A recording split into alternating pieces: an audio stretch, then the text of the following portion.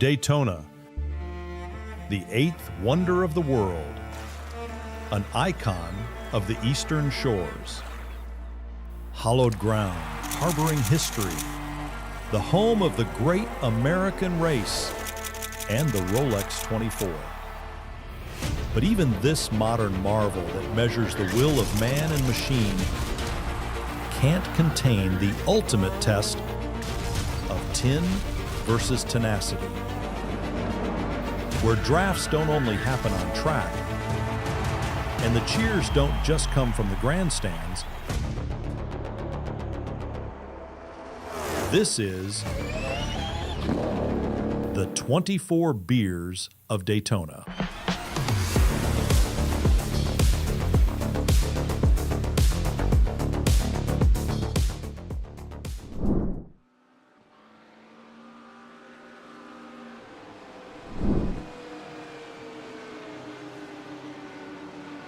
Good morning, race fans, and welcome to the Universal Motorsports Tour 24 Beers of Daytona 2026. It's stage 3, I believe, actually, of the 24 Beers of Daytona. Here we are. And we've got the GT3 cars here on the Daytona road course this morning, and it's us. Who's us? Well, it's the Grid Vision boys. With a notable difference today, it's Joe LaCastro, joined today by Roger Pierce and Austin Derbyshire down in the truck, pulling the levers, pushing the buttons, and making it all happen. Roger, welcome to the booth, my friend. Great to have you. Oh, it's going to be a fantastic show, my friend. And have you been following any of the events, or you said you recently raced a 24 here at Daytona? Is that right?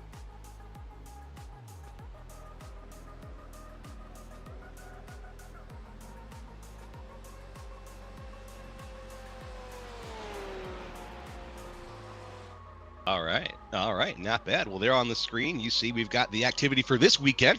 Right now we're on the stage 3 there, the GT3, 90 minutes of racing coming up, then only a half an hour break before the LMP2 is another 90-minute block, and then a little bit of a bigger gap. Everyone go get some lunch.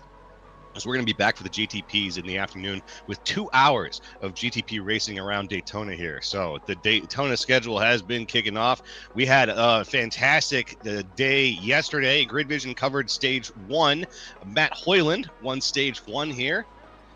And here's a little bit on screen about how the point system works. So each driver will accumulate points based on their finishing position. You get points based on where you are. So if you have 24 cars, you get 24 points if you win the race. And the driver with the most cumulative points at the end of all of it is going to be crowned the 24 Beers champion. So during the race, the drivers will have to try to finish beers as they're driving during the course of the race. And as they do, different checkpoints will be passed. Here we are, though, a little bit of the breakdown of the charity and prizes, how it works today. 50% of the entry fees are being donated to the March of Dimes in honor of all angel and rainbow babies. So that's half of the raised money. We did hit a $500 goal for fundraising, so things are looking good there. The rest of the prize money goes into the prize pot, $20 per stage win, and the rest goes to the overall winner. And then don't forget the 2 more for Trooper Challenge for every driver who drinks 2 more beers. So 14 total over the normal amount of 12. 2 more for Trooper will donate an extra $5 with a $100 minimum. So there's going to be a little bit of an extra bonus on top, thanks to 2 more for Trooper, that wonderful charity.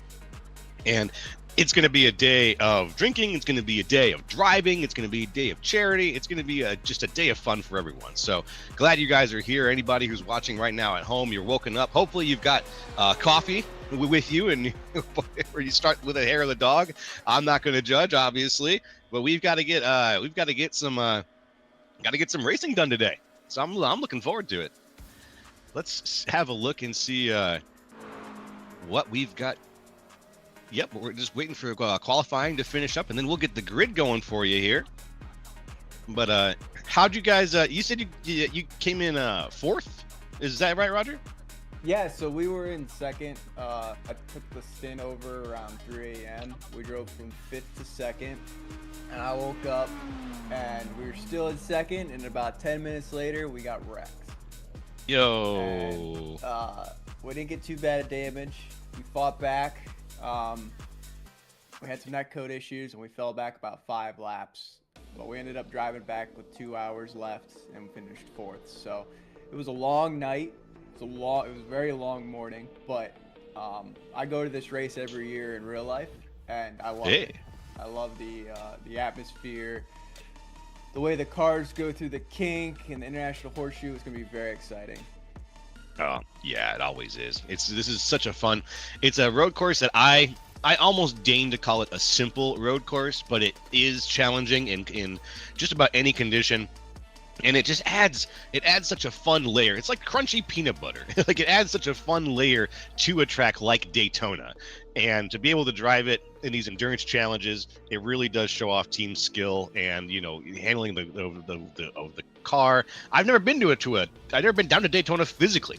I think I've driven past it once, but I don't think I've ever stopped and watched a race at the track. I'm up in Illinois, so I've got Gateway and I got Chicagoland and the downtown race, but I need to make it out to a race this year. This is the year I do it. I'm going to make it out to a race. So I'm from Ohio originally, and I would fly down to Daytona, right? Wow. Now I live in North Carolina, and I'm around all these tracks, so I get to drive, and it's amazing to go to all these different tracks, all these different road courses. Yeah, I mean, I'm at a racetrack every weekend, pretty much. Beautiful. So beautiful. It's enjoyable. What I'm excited to see is the bus stop. The bus stop is very treacherous, especially in the GT3s. And as we go up through the classes, you're going to see the curbs affect the floor. And these drivers are going to be in for it. Yes, they are. They are going to be in for it. That's a good way to put it. And right now, let's see who is going to be in for it as we break down the list here, the grid. Michael Dion in first place with Matt Hoyland, the winner of Stage 1, in second. Rob McKee in third with Michael Zuver in fourth. Lucas Nilges in fifth with Ian Cable in sixth. And Chris Keenan in seventh. And I'll pass the rest of the list over to you, Roger. We got Sean Giroux in eighth and Noah Rainwater in ninth. Travis Strode. Oh.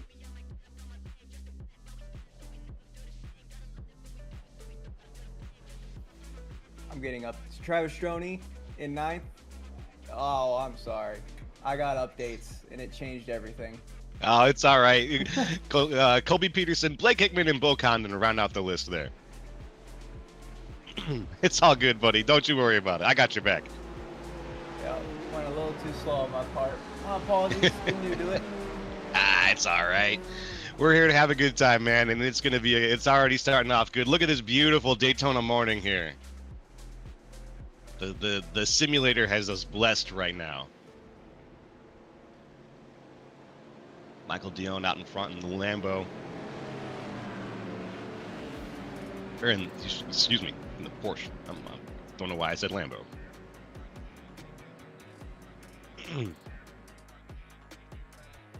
So this is going to be one of the fastest cars out here, says Darby. Yeah, so Porsche. the BOP comes out before Daytona week, and it'll tell you pretty much what the fastest car is going to be, and Porsche's on top. Excellent. Well, here we go. Let's get ready. The green flag's about to fly. There it goes. We are go here on Grid Vision. We got some slow starters, some missed shifts. Turn one is treacherous. Do they have heat in the tires? Will they make it? Hey. Everybody made it through. Everybody did, but you know, maybe it was that slow start that was a blessing in disguise. A couple of missed shifts, or at least a couple of slow rolls off the line, and that has led the whole line to make it through 1 and 2 without incident so far. It's just gonna get a little bit more. These cold tires are so tricky on the road course side of things. You're just slipping and sliding. You're going to see some understeer, especially going on the NASCAR 1. Now these Porsches, I see quite a few of them right now. There are 5 Porsches out on the track right now. And if they are going to be some of the fastest cars out here, it really, the other factor obviously is the person behind the wheel. So I really want to see that. Knowing that now, we've got Chris Keenan, Ian Cable, Noah Rainwater, Travis Strode, and then out in front, our current leader, Michael Dion, is all behind the wheels of the Porsche cars. And just want to see how these guys fare. the Porsche right has now. the straight line speed, so you're going to see them really pull down the straight away, but then you're going to see the Corvettes have the cornering and the infield. So it's going to be a maximum effort on both sides, and that's where the sports car racing comes into play. You have the cornering speed and you have straightaway speed. Yes, sir. Yes, sir. And right now I'm looking for the battles to see where the early fights are, the early swinging being done. And Michael Dion is having to hold off Matt Hoyland right now out here in front. Hoyland is really doggedly sticking on to the tail of Michael Dion. Hoyland, our winner, I might need to ask our producer to go do some research, see who won stage 2, because I feel bad not knowing. But let's, I just remember Hoyland's driving during stage 1 being extremely good, and Hoyland having a, I think I talked to him about this. One of his main adversaries during stage 1 was himself. There were just moments that he was just having some trouble keeping the car on the track under him stable, but this is a different beast now. This car actually may have, I don't know, and you may need to correct me here, Roger, this car has actually got some aerodynamics on it that might actually benefit it on a road course. Yeah, it's got the downforce that they need, right? So like when you're racing NASCARs are 3,500 pounds, and they're heavy and they slide and the tire heat. These are made to go 80 to 90 miles an hour through the bus stop, as you see, downshifting to third, going in a fourth, downshifting to third in the middle, and just getting right back on the gas and just having full grip. It's made to cut through the air. It's made for all that. And so it's going to be very exciting to see how these tires last. When these guys pit, are they double stinting tires or are they taking tires every time? Because that's going to come into play. Right now, Michael Dion's doing a $174 across the line. But we have a few other stacks here. Let's go back and talk a little bit about the stack of Rob McKee, Zuber, and Keenan. McKee right now out there in the AMG leading things, but right behind him, Michael Zuber and Keenan, excuse me. Gave him a different name accidentally. Sorry about that.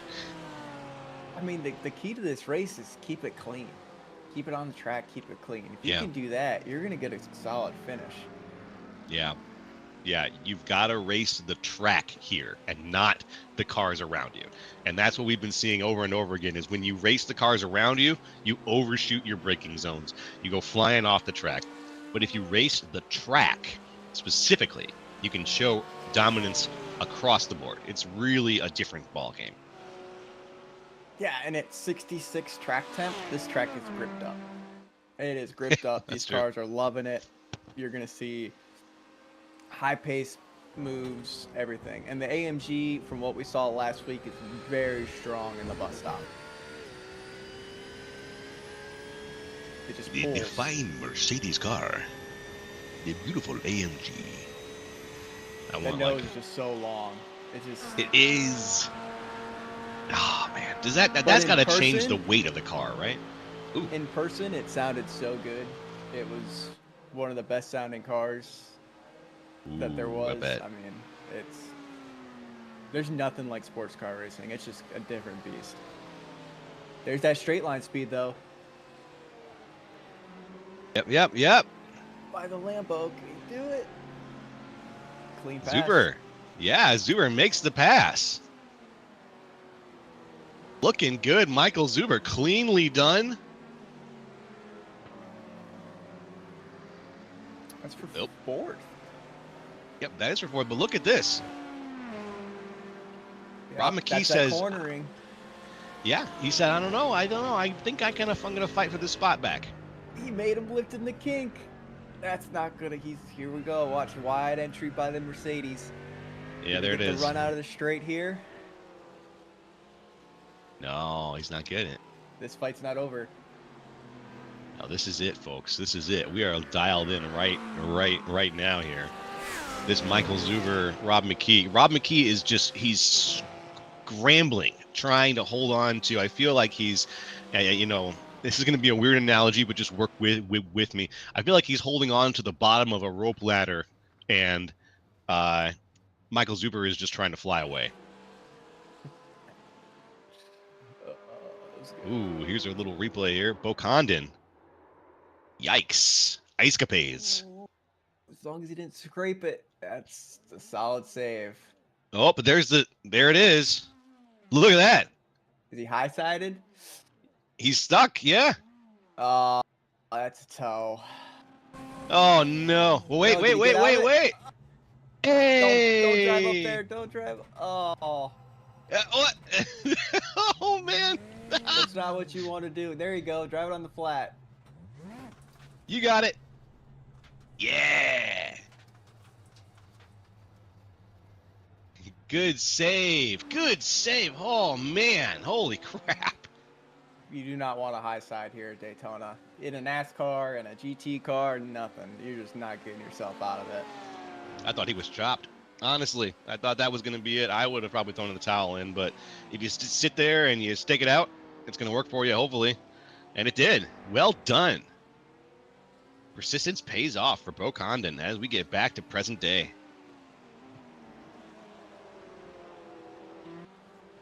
Delicious coffee. Who else is got my coffee? Yep. Yeah, exactly.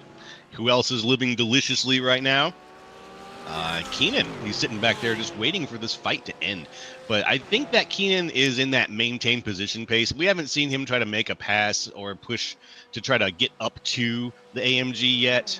The only person I've seen making that kind of push right now is Michael Zuber. And Zuber right now is doing all he can, but with a 6-second gap between Zuber and Hoyland, it's going to take a pretty big act of God to try to, to accordion things back down and get him a shot at him. Yeah, I mean, this is all about maintaining pace, right? You see him not pushing the car, you see him not doing everything, because it's only an hour-and-a-half race, right? So realistically, they could double stint on tires and be good to go, and all they have to do is a fuel stop. And that's going to save them a bunch of time, and it's going to be able to leapfrog a bunch of positions. Wow, yeah, if you could do this on one set of tires, that would be impressive. I just figured that eventually someone's going to, go screeching into a corner and put a flat spot on them, or just something's going to happen that you're going to need to burn that second set. So you don't necessarily get flat spots in this type of racing, right? Yeah, it's heat. It's the same as NASCAR. It's okay. The heat of the tires. iRacing really hasn't implemented flat spots. They kind of have, but they haven't. So it's the heat portion of it. Gotcha. Okay, thank you for that. Yeah, I didn't understand how far. You hear drivers talk about flat spots during races, and you just kind of assume that the simulator is going to pick up on that too. But that's really interesting. All right, so we're looking for the heat of the tire more than anything here.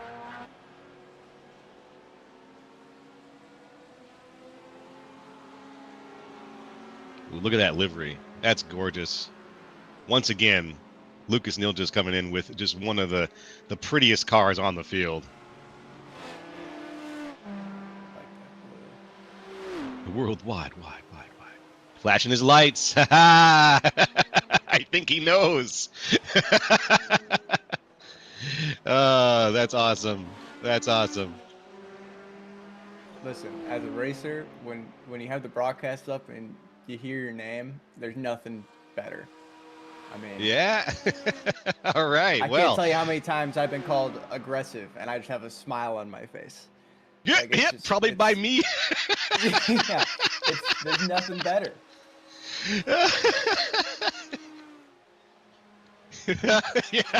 Yeah. If you flash your lights, you like chicken tendies. Let's see some lights flashing, fellas. Come on. Yeah, boys, flash those lights if you like chicken tendies. We want to see some lights flashing while you guys are going around. Amazing. But yes, aggressive used to be, and probably still is, my go-to word sometimes, but I've started to try to read between the lines a little bit. on people's motivations, and talking to drivers a lot has given me a lot of insight into that too. But let's look. Oh, looks like there's another little battle heating up here.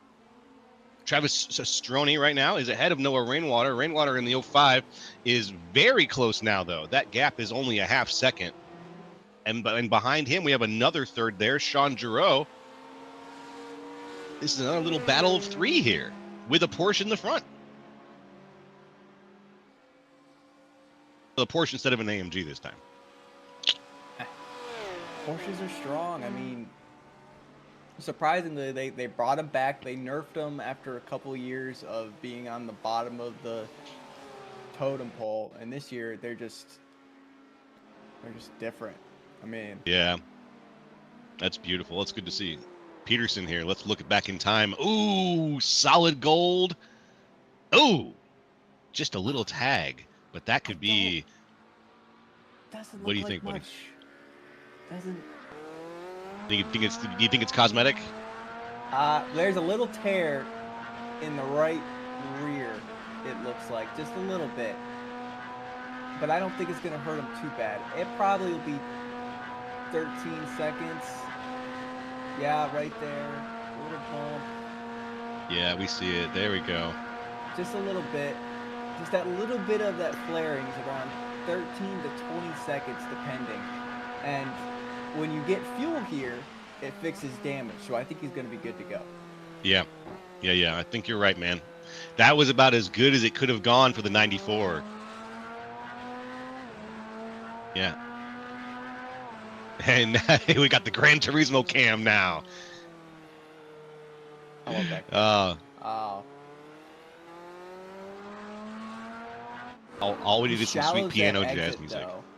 I think his tires are a little bit heated up because that normally you want to get your left sides on that edge of that curbing. There's that little curbing there on the end of that horseshoe, and you want to be right there. That maximizes your exit speed. But as you see there, he's kind of struggling on corner exit. I think his tires are a little bit too heated up, so he's got to cool them down. Yeah, he's pulling it back just a little bit. Back to current times, though. Michael Dion, our race leader out there, he has a 4-second lead on Matt Hoyland, so that gap is closing. Little by little, Matt Hoyland has been able to shave off a few seconds from the gap between him and Michael Dion, so it's going to be a matter of time. Now, we're still, barely into this thing. We're 20 minutes into an hour and a half race here, so we still got lots of time left and the possibility of yellows. And I think we're gonna have a yellow at 45 minutes, the halfway point, maybe. Well, he's a half a second faster right now than the vet. Hoyland? Dion. Oh, Dion is a half a second faster as of the. Yeah, that's where they've been standing on the last lap. Yeah, almost exactly. I don't know if he's pushing too hard though. I mean, it's still a little early.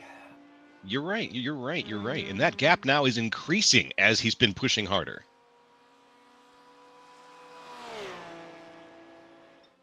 You also got to think everyone's got a lot of laps here in the last 2 weeks. A lot of laps here. And it just comes second nature. But here's the bad part about it becoming second nature is you zone out. And mistakes happen. Yeah, you get blindness. And in a race like this, stage 3, with how many beers in or whatever they're drinking, couldn't be me. Nope. No way, man. Not at this hour. Not when I'm changing cars every race too. Like that's icing on top of the cake there. You got to change classes every race. So you got to change you're changing mental disciplines every time. You're putting down beers the whole time, or whatever you're putting in your coffee at this hour. And hey, Bailey's right. A little hair of the dog, and you're just trying to keep the car on the road. Like I would be in last place for all these races, just having a good time. Oh, the bus stop would be so enticing. Be like, should I just end it all right now? Just take a nap, make it to the last stage. I was gonna park on the bus stop and just have a little nap. See. Yep.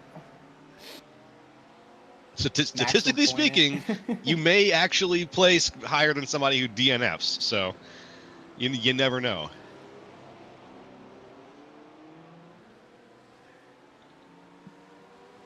Oh, we got some flashing lights there.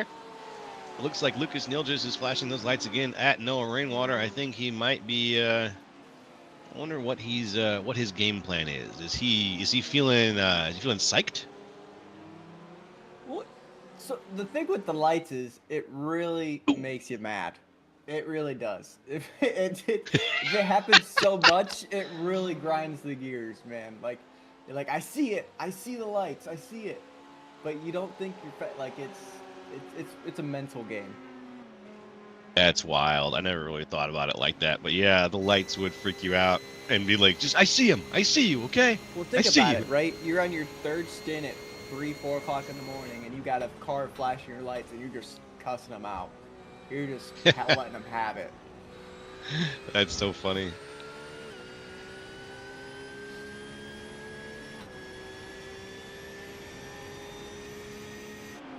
Exactly. Yeah, and You're now on- they're.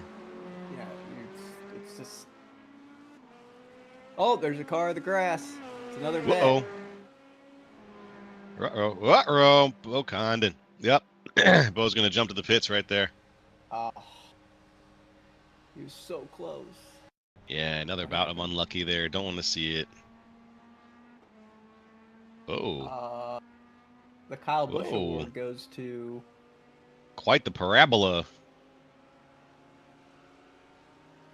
Yeah, if I saw the old flashing lights, I would just switch into my like hippie mindset and be like, "Oh, you want to get around me, man? Go ahead, man. I don't care. Go ahead."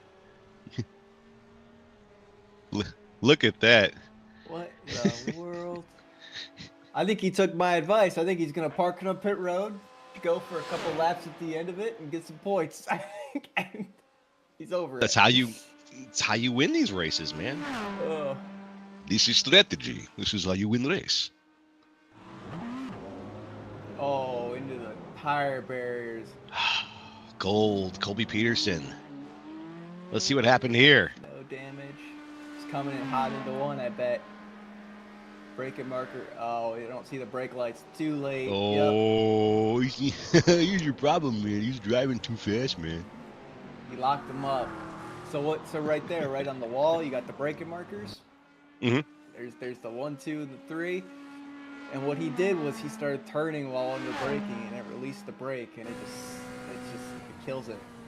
Oh wow! Especially, Yeah. I wonder if that was his outlap, because that's what it looked like. Ooh, these cars are persnickety. They really do want you to perform things in a specific order. You can't really play jazz on these cars very much.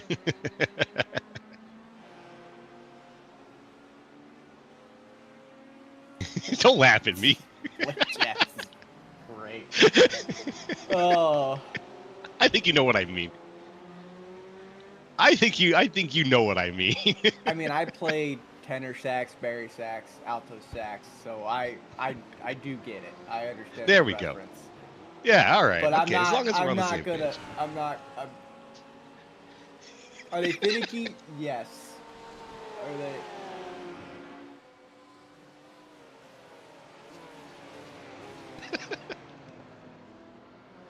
Oh yeah, beret, turtleneck, gold glasses. Yeah. Yeah, it's really hip, man. This place is really far out. Absolutely not. These cars are so loud, man. Oh, the loudest car by far was the Aston GTP car. Yeah? Rated V12. Oh my. Oh. Jesus. It was a monster.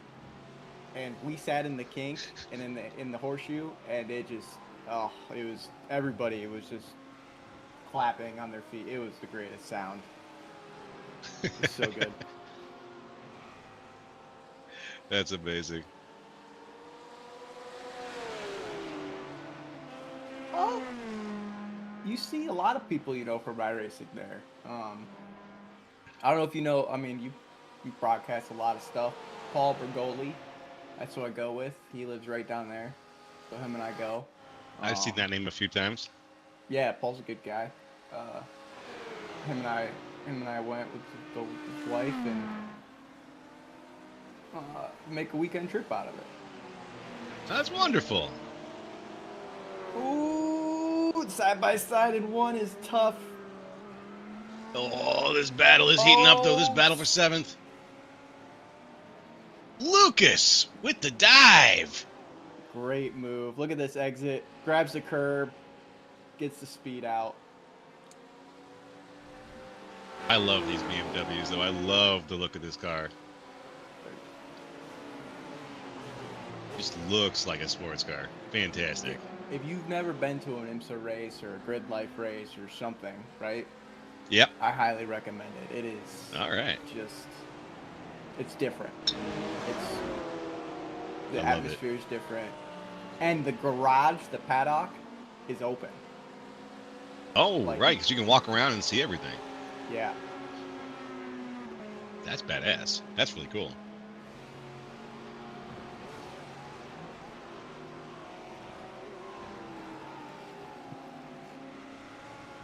Oh, that is really cool. Yeah, I would love to see, to actually get up close and get down to a race at some point here. And like I said, Gateway is between here and my parents, so I can always drive past there.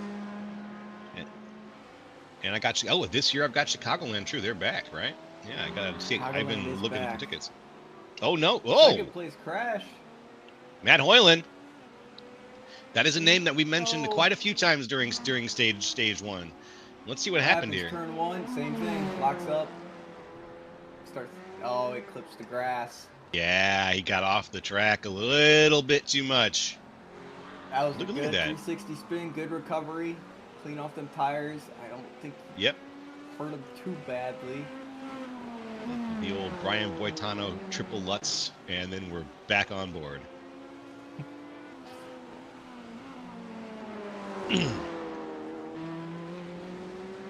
And he's out.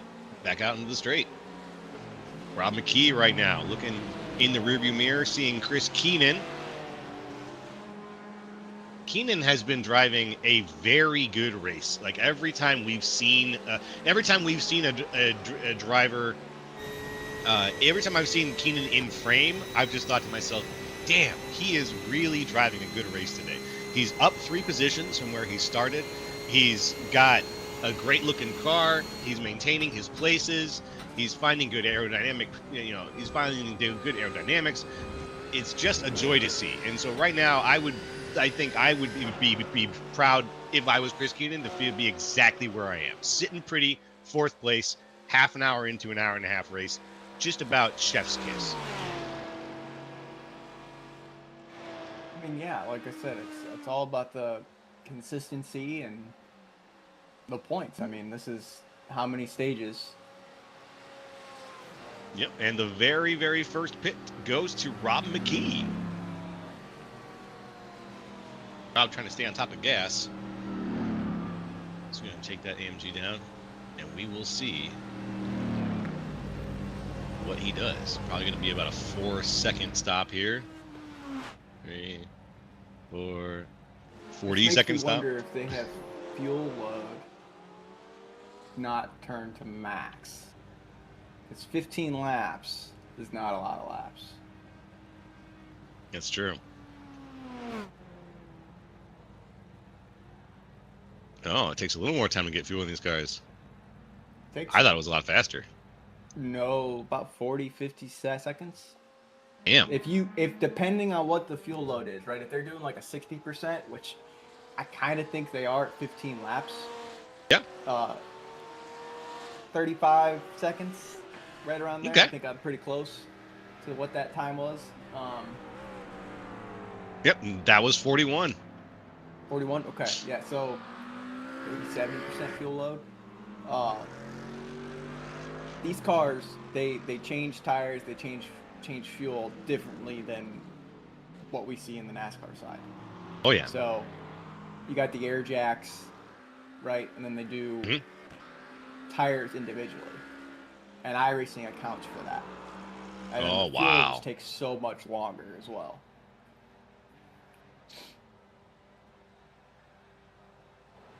There we go. Leader is now down the pits, Michael Dion. And it looks like a couple other people also are taking the signal there. Keenan, Cable, Zuver. So here's the thing now. 16 laps, right? We know this. Who saves a lap? Because in GT racing, lifting and coasting is huge. That's a good question. We haven't been watching the inside, or I haven't been listening enough, I guess, to tell who's been trying that strategy. Maybe that's what we listen to right now. But now would be a good time for me to bring up one of our sponsors for today's race. We got a couple of great sponsors here. We're going to start today with Two More for Trooper. Two More for Trooper is a social advocacy group in memory of the Condon's family dog Trooper, who passed away at a young age due to idiopathic epilepsy. Their motto is "Do good boy stuff while doing fun."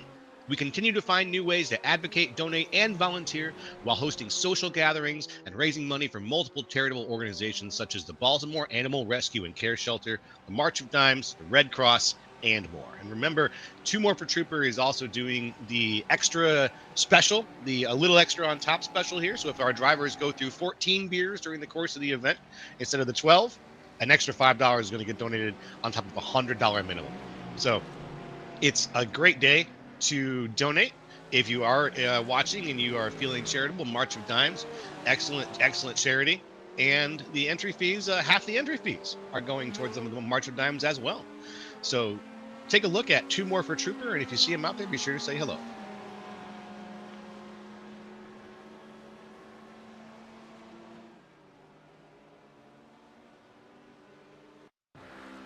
Yeah, while you're doing that plug, I saw this going into the bus stop.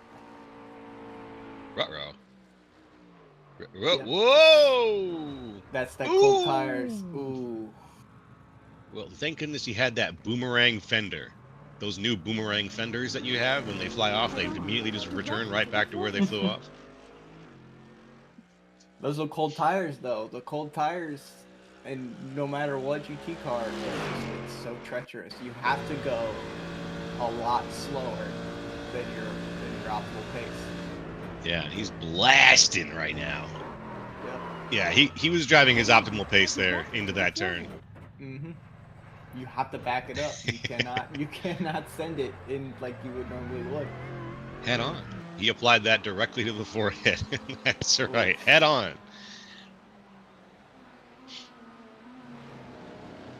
Now we're catching back up with the action, seeing how it's going. Michael Dion out in front with Colby Peterson, who is a lap down right now from Dion.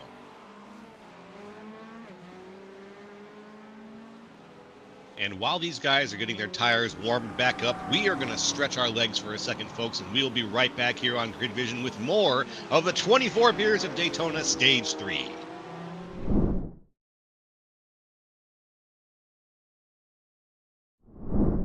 Ride, you want the team in the driver's seat to know what they're doing. Apex Detailing in Mooresville offers premier attention to detail in paint correction, polishing, ceramic coating, and interior-exterior cleaning. With over a decade of experience, Apex guarantees quality service. Apex Detailing doesn't cut corners, they hit the apex.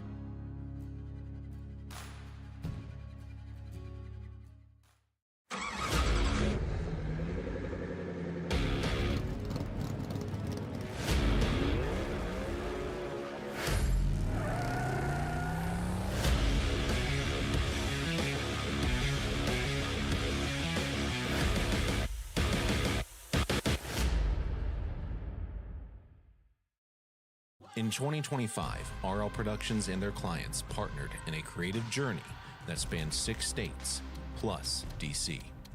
Over 50 on-location shoots, with 24 live streams and virtual productions.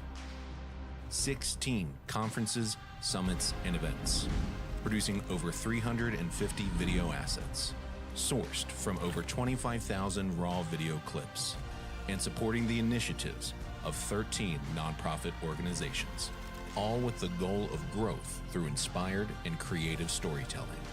Thank you for letting RL Productions serve you, and for proving that in a new world of AI, nothing beats real life.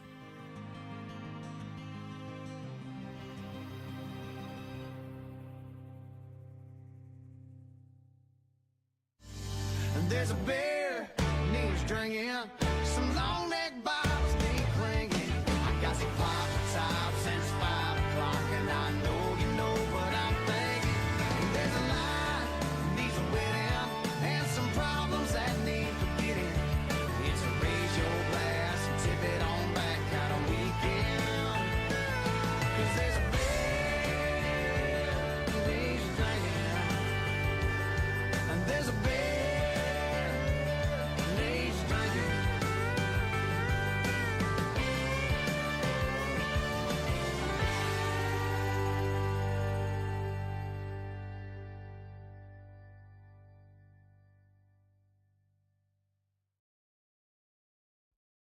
Racing isn't easy, but experiencing it is. iRacing puts you in the driver's seat with the industry's leading sim racing game. Drive on laser scan replicas of the greatest racing circuits from around the world. Go head to head against other drivers chosen by skill-based matchmaking to ensure competitive racing at every level. Compete across all your favorite series. In officially licensed cars, engineered to deliver the most accurate driving experience possible.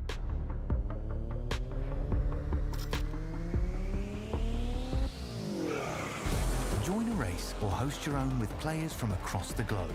Race against the computer or in a league with friends. Feel the thrill behind the wheel. Visit iRacing.com.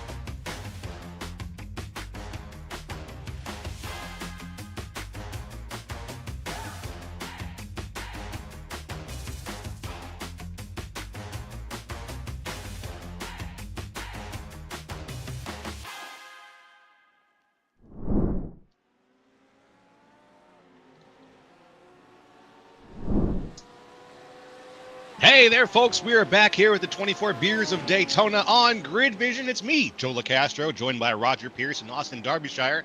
And we have covered the beginning of this race. We're covering the middle of this race. We're going to cover the end of this race in just a little bit. And it's been, you know what?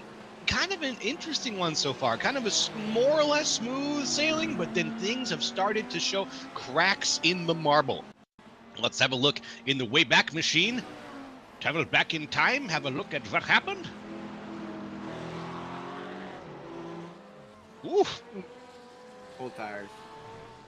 And then, oh, there goes Peterson. Hold the brake. Bam. Nope. Stop. Hookahs are the track. One car nose first into the barrier.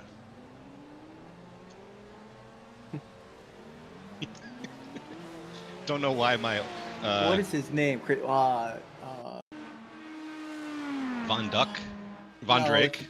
No, the Black Ops. That's what you make me sound of. I can't think of his name. Oh, Oh. there we go. And, yep.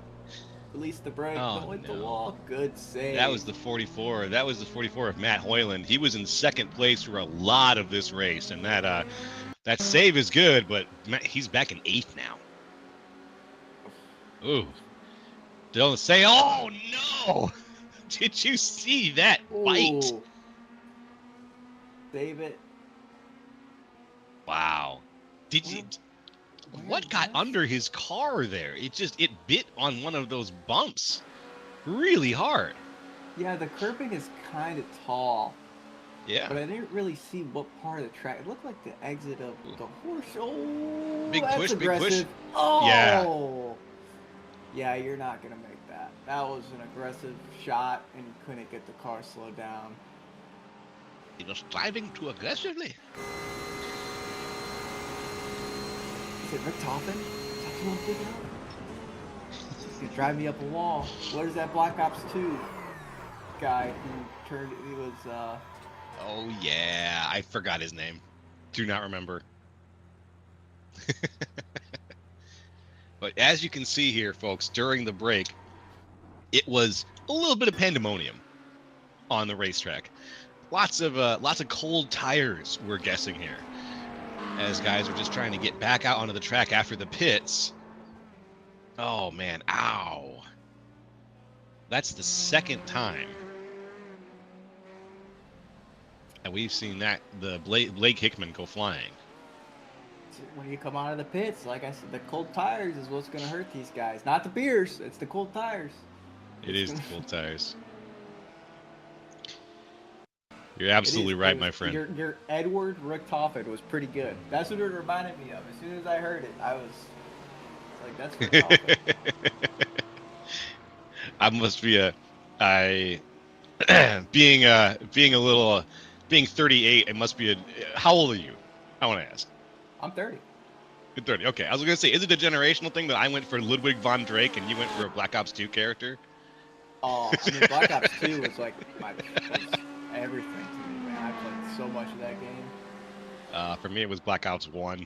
Just the very first game in the series. I played so much of that game. Fantastic game.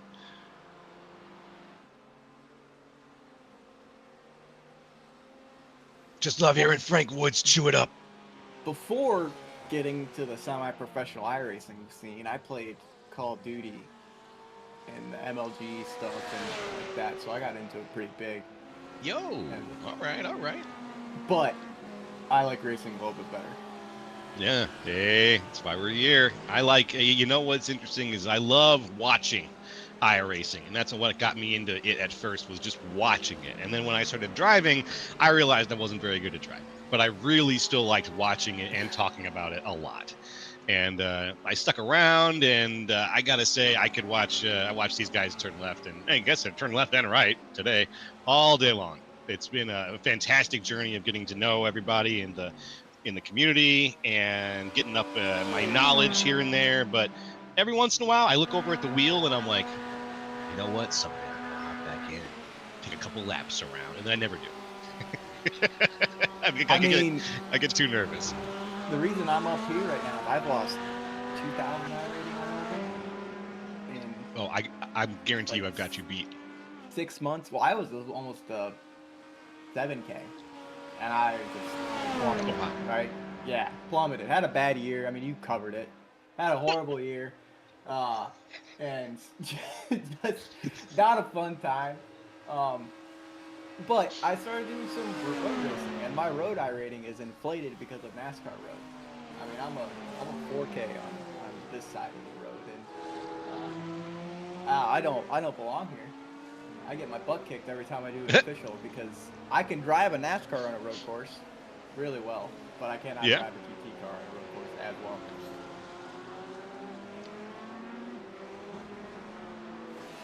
'87 is at Watkins Glen, yeah. Well, the IMSA series was at Watkins Glen last year. My buddies are trying to get me to do Monza this week, and I might. Monza's going to be 180 mile an hour bump drafting, and I think it's going to be pretty fun. I love Monza. My iRating when I stopped racing was in the triple digits. Yeah, ugly. ex NASCAR driver that I work with, his I rating is 500. Amazing. Don't I've feel got him any beat. worse. Yeah, no, he's and it cracks me up too because he does not care. He does not care, and he loves Yeah. Carb Cup. That's all he does is Carb Cup races. Yeah, I think most of the reason that I have such a low I rating is a lot of my stuff is unofficial races. I love Draftmaster. I do. I Got want it. simple arcadey fun racing. And Draftmaster, I just like doing it. I got in trouble with Draftmaster on my old team. We had Twitter beef Oh no. because we were the original Draftmaster group. When Draftmaster first came out, we figured out that you could jump the starts because it was D class. So we farmed Draftmasters hard, and we got people on Twitter so upset about it. It was so funny. It was. Well, It if was you're not bad, finding though. an It was edge, bad. oh, that sucks. I was gonna say if you're not finding an edge though in automobile racing, are you really automobile racing? Well, that's the thing, right? Like we learned that. Oh, Oh wait! Oh! Right as we start here, that is another blast for Blake Hickman.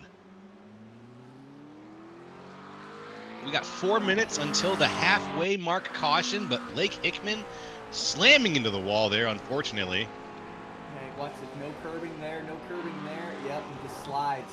There's no curbs. He hit. That was all tire and steering.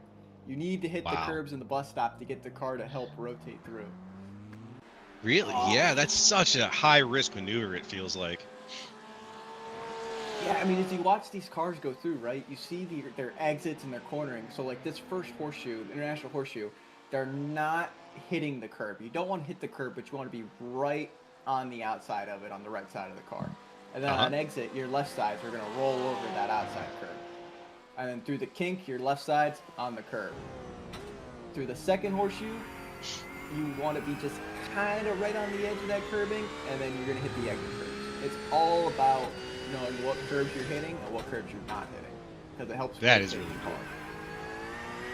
That is really cool. And you know what's funny is I've been subconsciously watching that happen this whole time, and I just haven't really been putting two and two together that that's been what's happening. Is that these guys have been using the curbs to rotate the car. My brain would just think that's gonna make the car unstable, but you need it to get a little unstable apparently. As we're riding on board, right, he's going to brake. There's two lights. There's a second light right here, and this is probably where he's braking right there. Boom, downshift to fourth, downshift to third, and he's going to get right on the curbing, eat it, and it's going to go fly right through. Wow, he did. So, yep, exactly that. There's these points and measures as racers that we see that it helps, right? Now, when iRacing had their visual glitches during the 24, it was not fun because those lights were not on for all of us, and those were our braking markers. So it caused a lot of chaos. Oh wow. Yeah, no kidding. A lot of chaos is an understatement. Look at this. Ooh. Yeah, he got a second gear. Some people do second, some people do first, just depends. And then you just see him grab this curb. So as you see here, go into the first horseshoe, second gear. He's not going to touch the curbing, but he's going to touch the curbing on exit. Roll out wide. Boom. Boom. Got the curve. Yep. Flat out through the kink, no lift, but you have to hit the kink at the right angle. Fifth gear, roll it through, start the brake there. Just naturally let the car rotate, get on the gas right here, get the front end to turn, and just get that straight exit out. It's all about setting up your corner. Corner exits is the most important thing in these cars. Love it. Corner exits is the most important thing in these cars. I'm going to remember that, bad boy. That is it. I'm seeing it happen right before my eyes as you describe it. Who can get the best drive off, right? Yeah. I mean, Yeah. ultimately, these guys, when they race these cars, it's braking, right? Everyone pays the absurd amount of money for pedals. Lord knows I have, to have the best brakes, to tune with the brakes and figure it out. And as I say that, the caution's out. That's right. Now, this is the halfway caution. This is the caution for 45 minutes through the race. So we have officially hit the halfway mark in today's race, and that is going to make Michael Dion the winner of the first half of Stage 3 of the 24 Beers of Daytona. So while we're here at the stage break, I'm going to take this opportunity real quick while these guys go ahead and get stacked back up to talk a little bit about one of our other sponsors. This time, I want to highlight the 88 car of Sean Giroux. We actually talked to him a little bit about this the other day. The Dakota Territory Car Club is his livery here, and some of his livery. The Dakota Territory Car Club is Southwest North Dakota's home for car enthusiasts in the North Dakota Territory. Blah, let me try that again. Southwest North Dakota's home for car enthusiasts is the Dakota Territory Car Club, founded in 1979 and still rolling strong, with over 160 active members from across North Dakota, neighboring states, and beyond. They offer monthly meetups, seasonal cruises, fundraisers, community events, and yet their greatest asset is their people, sharing decades of automotive knowledge with communities, students, and future industry leaders. As a 501c3, the Dakota Territory Car Club is dedicated to education and the preservation of antique automobiles of all makes and models. So become a member today at DakotaTerritoryCarClub.com. That's DakotaTerritoryCarClub.com.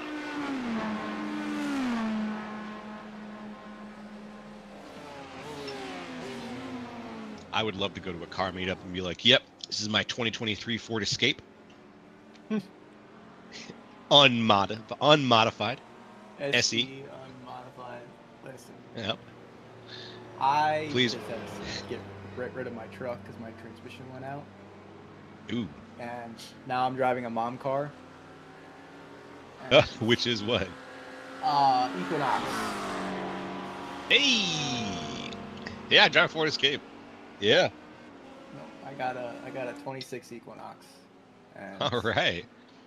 It's a mom car. It's car. Mom Hey, car. you know what? It's a sensible car. All right. It's great fuel mileage. I'll tell you what. I've never, Exactly. after getting 18 to 19 in my truck, I am getting 35 to 39 in this car, and I'm over the moon. Yeah. Well, it's that's amazing, my man. You are perking up Darby's ears as you're talking about MPGs and. Oh, when I drove to Ohio for Christmas, I got 39.9. I tried getting 40. Whoa! I did everything I could to try. Yeah, exactly. I was. Leave us for 100 kilometers. Nope. We're not doing that. Yeah. Yeah, we measure things in redneck washing American, machines. Brother, I don't know anything how to. We measure things in washing machines and eagle screeches here. Absolutely. Lawn ornaments and. Yeah. Anything we can understand the relative size of. I mean, everyone's seen my beer hat. They know that I wear my beer hat when I race, so it's don't expect much out of me.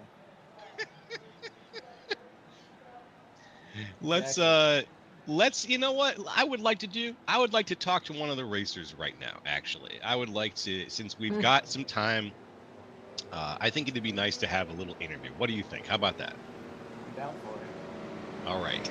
I want to get Chris Keenan up here in the booth with us to talk a little bit about how the race has been going, because I've mentioned Keenan a number of times over the course of today's race, and I just feel like I want to pick his brain a little bit.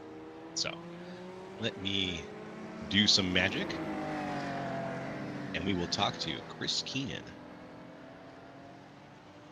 Yes, please. Thank you very much. Hello, Chris. Can you hear us up in the booth? Yes, I can. Hey, my friend. You have you've been racing an incredible race so far, and I wanted to talk to you a little bit. How's the race been going from your perspective? It's been a bit busy, more than we used to, because I'm normally at the back. Yeah. Well, you've been mid-pack and then slowly working your way up towards the front right now. So what's going on in your mind right now? What is your goal, just to maintain? Is your goal to keep making up places here and try to how are you going to deal with Michael Dion? Yeah, you can't deal with Michael. He's long gone. I can tell you that right now. There's no stopping him. But the rest is just trying to keep it on the road and keep going. There's a lot of guys that round about that are a lot faster than I am. So just try and keep it on the black stuff and get to the end. That's the main priority. Absolutely, my friend. Absolutely. Is this how many times is this you've done the 24 beers before? Is this your first event or your fifth event? This is the first time. Yep, this is the very first time. Nice. So, All right, man. You've been having fun? Yeah, I've been loving it. I've never driven a NASCAR before last night too, so I was pretty surprised at that. And if it went an extra hour, I think I could have gotten there a couple of places. But yeah, still a V. Say la vie, fun my so man. far. Good, good. All right. You're gonna race the rest of the day with us too? I'll have to quit early because I've got to travel away for work tomorrow morning early. So unfortunately, I'll miss the end of the days. But it's been a brilliant experience, and a lot of nice guys have helped to push me along and push me to the side and push me into the barriers too. So thanks, guys. And I should be back next year. Good man, good man. That's the way it goes. Well, Chris Keenan, I just wanted to get you up here for a little bit. Thank you for your time, my man, and good luck with the rest of your racing, okay? Thanks very much. All right, folks. That was Chris Keenan. Good to talk to him. You know, he's got a great spirit, and I'm glad that he's been pushing. You know, not even pushing. I'm glad that he's just been racing the race. He's been racing. It's been paying off, and now he's sitting pretty up in front with Michael Dion. And like he said, Michael Dion's going to be a tough mountain to climb, but at the same time, I think that Keenan's in a good place to do it. You just crack me up, man. He's got an early work trip tomorrow, doing a 24-hour beer deal. I love it. I absolutely love it. That is the I'm here for Priorities. it. Yeah. After talking, I really want to do this race. Like I think this would be fun. Maybe run a Grid Vision car next year and do in-car commentary while just getting loaded while driving. I think. That'd be so fun. Oh. See, that's what I was thinking about pitching at some point, was just getting into a spectator car so I can't actually wreck anybody, and then just driving around, and you can broadcast from my perspective, but I'm not a good racer, so no one wants to watch me drive. That's the thing. I don't see. Here's the thing: these guys have some skill. I drive these cars twice a year, 3 times a year, but. The broadcaster race. Oh no. Oh.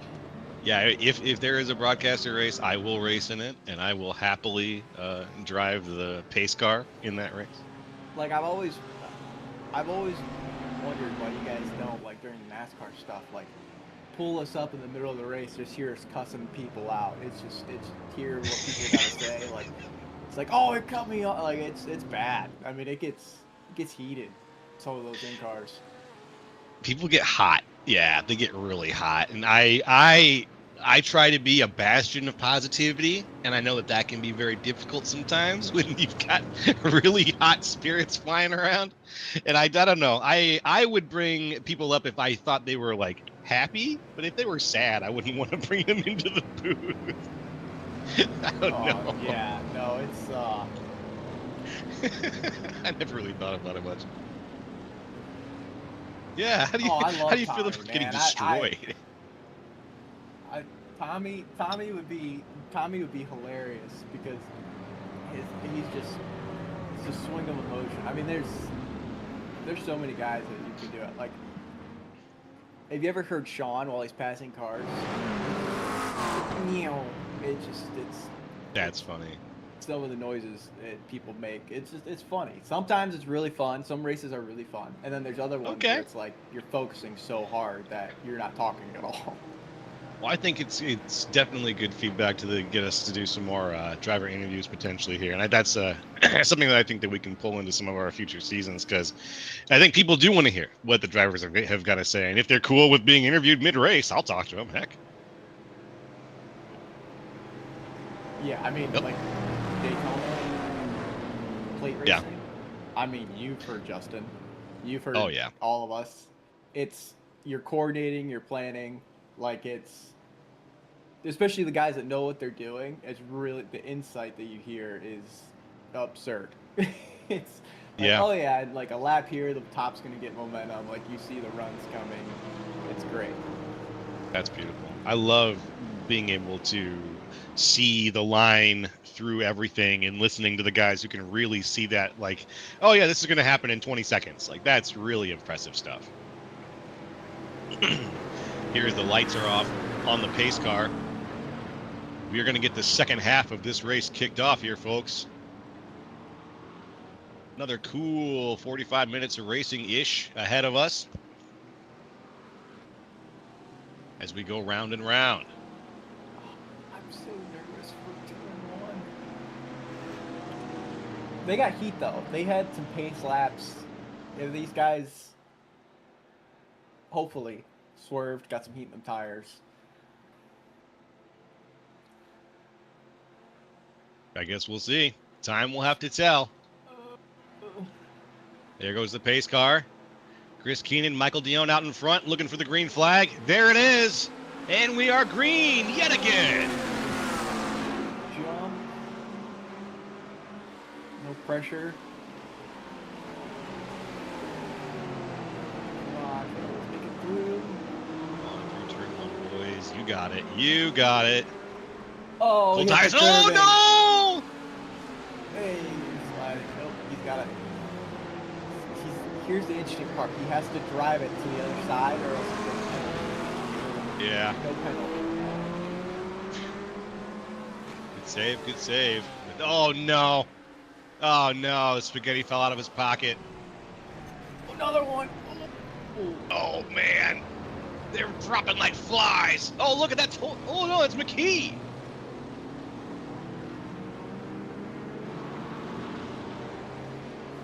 McKee not looking pretty there. Yep, just hit the kink. Cold tires. There it is.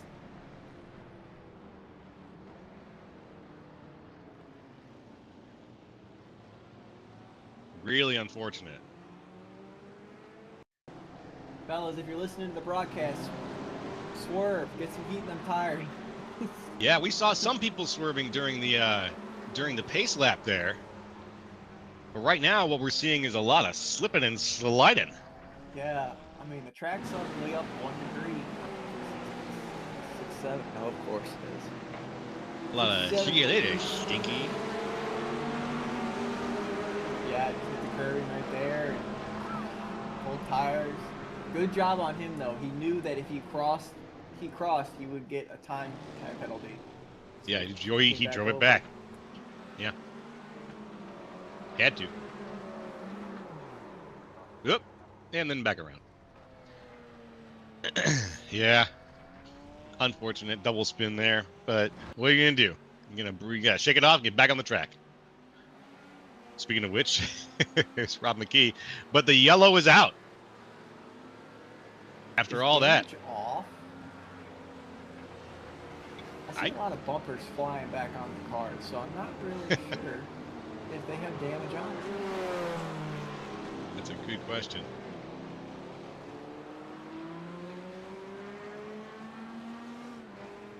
There goes getting his lap back right now. That's Blake Hickman.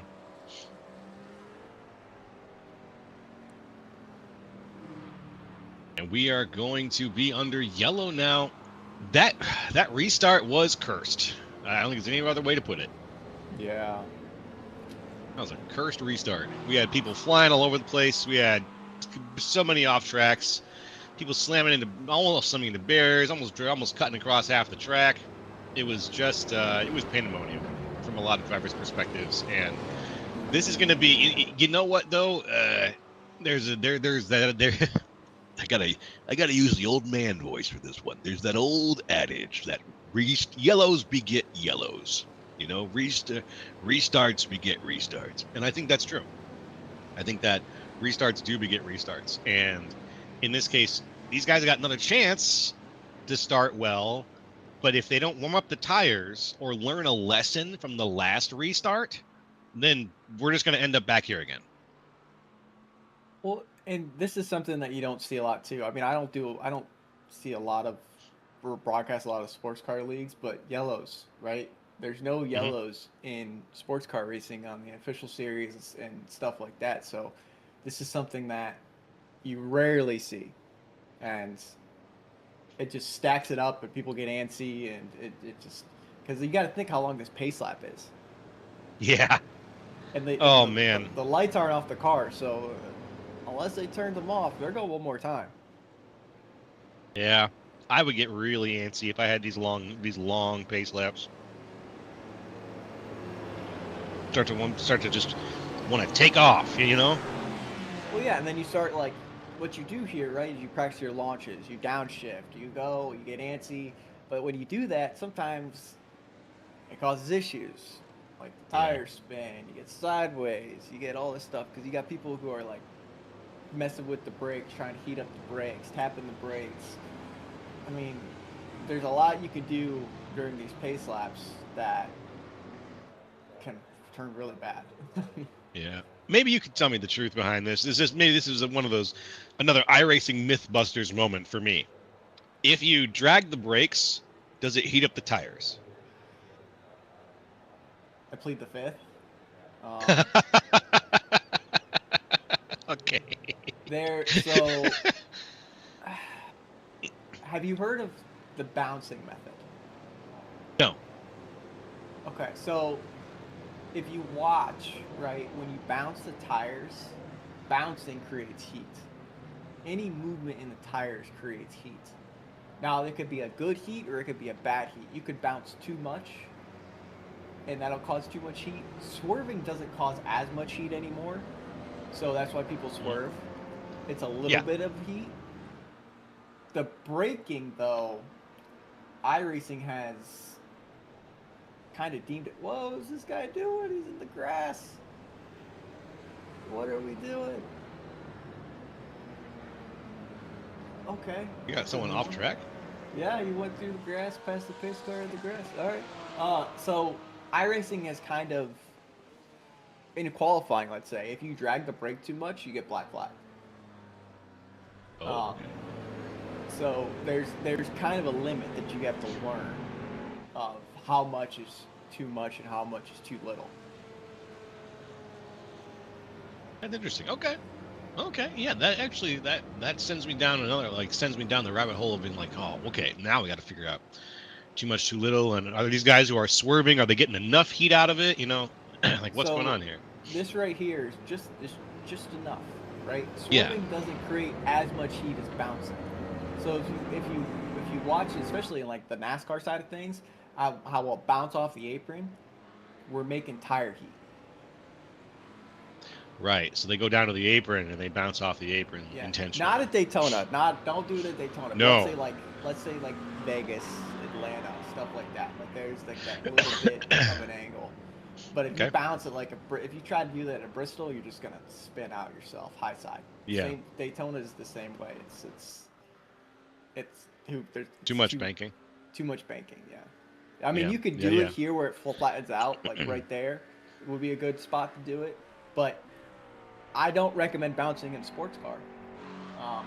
That's why you that's why you weave, and that's why you drag the brake, and pretty much you're priming your brakes. Gotcha.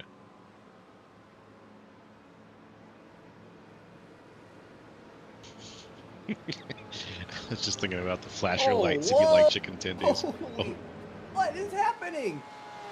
I'm trying to catch with the action. I just saw someone go flying by. You getting their laps back? That's insane. That dude was hauling.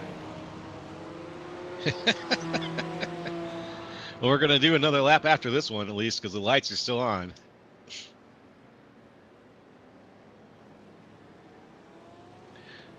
When you race, Roger, do you do the swerving technique to keep the heat in the tires?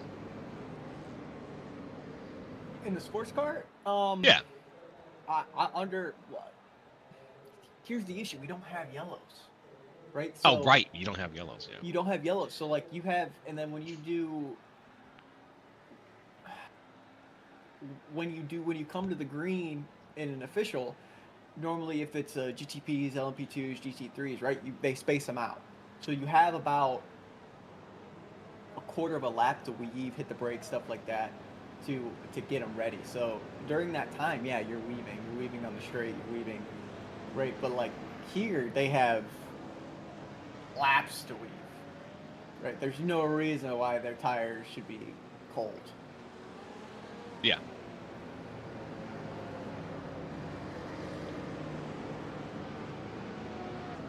Let's see here. We've got the lights out now on the pace car, which means this is going to be the lap we go. And during this lap, I'm going to squeeze in one more quick talk about one of our sponsors, Apex Detailing. When it comes to detailing your prized ride, you want the team in the driver's seat to know what they're doing.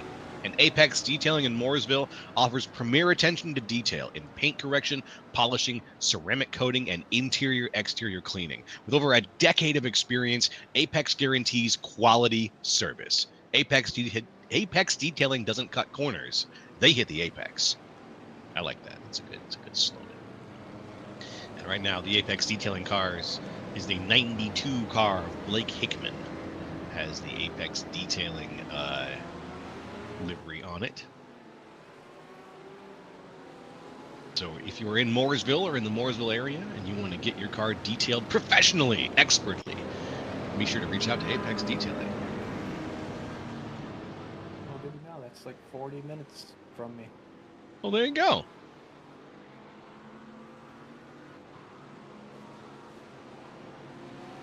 That means he's snowed in right now. He's got nothing That means to you do. probably can't.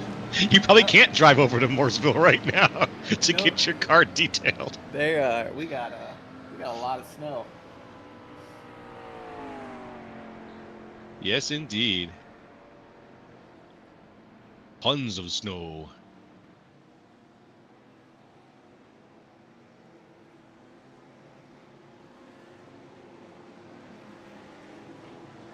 And now we've got. Clash tomorrow. Yeah, that's not happening. That's not happening. I was gonna say that's. I said the same thing. That's not happening. Now with the amount of snow you guys have got over there, the clash is definitely going to be postponed. Tommy Milner salute. I love it. That's true. It might just have to be canceled. Do you guys know the Tommy Milner deal? You know who that is? I was explained it. I was explained it a little bit. So by I was Sheldon. there last year when he did it. So That's the funny. BMWs and the Corvettes have a rivalry of sorts, right? And Milner was Yep. trying to get past BMW and he got blocked by the teammates. And he middle finger out the window, opened up that side chute, and just middle finger. And then I forget what track it was. It was the end of the year last year. But in the middle of a pass, in a chicane, he did it too. Middle finger out the window while turning. It was great. Love it. Middle finger out the window. Sometimes you've just got to express yourself, you know?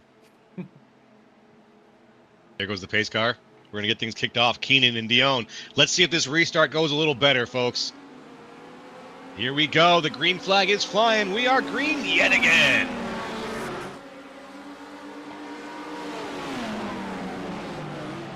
Keenan out in front. Yeah, fantastic start. Oh, no! Keenan, no! Keenan, no! And then everybody crashes in the no! And that's the next yellow. That's the next yellow, folks. Youch! Youch, as we say. That's a big hoo-hoo-hooey moment for Chris Keenan. Let's watch this here. All right, out in front. 493. Goes into turn one, just floors it into turn one. The car gets out from under him. Oh, and then the switchback.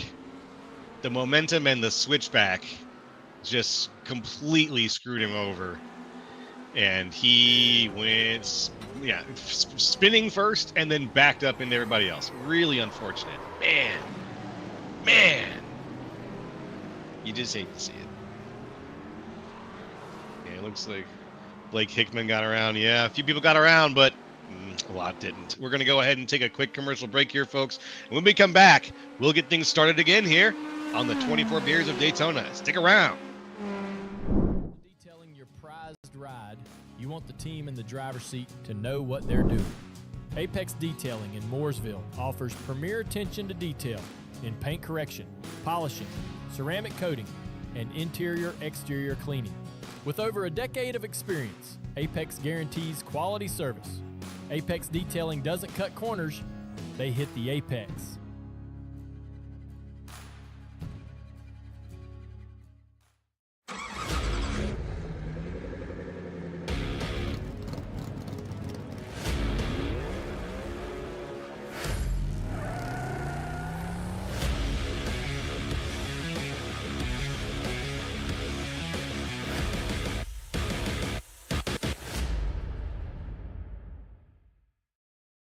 In 2025, RL Productions and their clients partnered in a creative journey that spans 6 states, plus DC.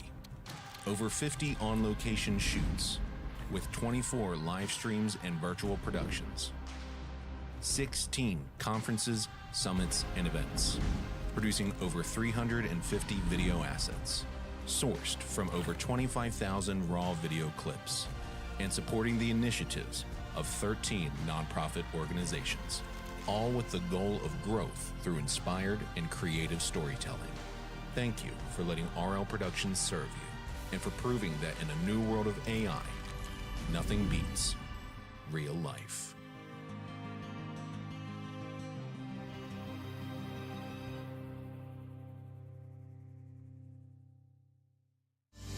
And there's a bear needs drinking, some long neck bottles need clinging. I got some pop top since 5 o'clock, and I know you know what I'm thinking. And there's a line that needs a wedding, and some problems that need forgetting. It's a raise your glass and tip it on back kind of weekend. 'Cause there's a bear who needs drinking, and there's a bear.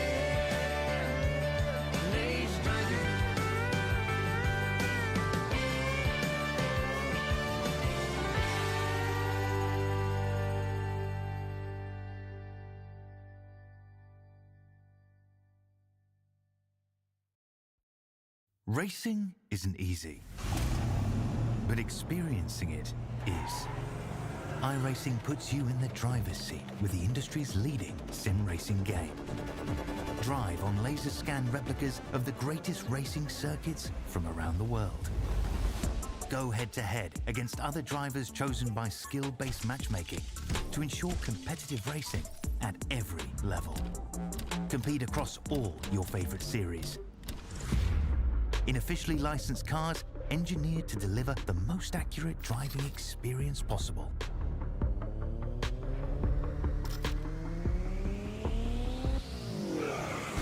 Join a race or host your own with players from across the globe.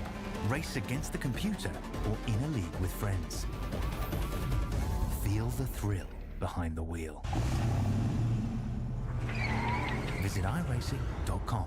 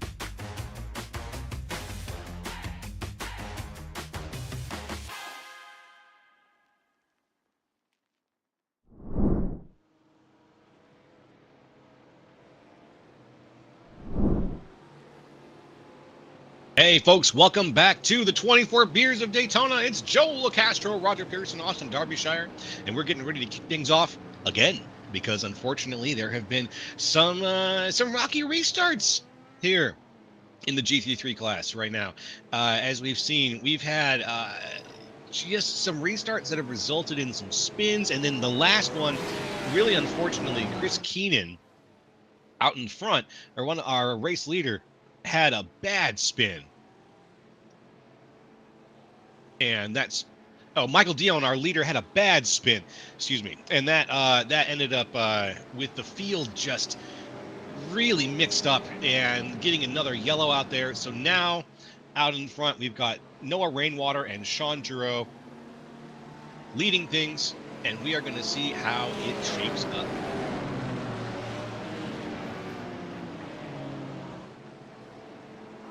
I don't know. I don't. I do. We're keeping it green. So no matter what happens here, we're keeping it green. All right. I think the one to watch though is going to be Michael Dion. I'm curious to see how this next 10 minutes go. That's right. They don't want this. They don't want the second half of this race to be entirely under yellow. I can understand that. So the plan to keep it green is a good one, but you know that can result in the field being really stretched out. Let's see what happens as we go into turns 1 and 2 here, though. We're about to go green now. We've got the pace car ready to go off any second. And we're going to be ready to go here with Sean Giroux and Noah Rainwater. There's the green flag.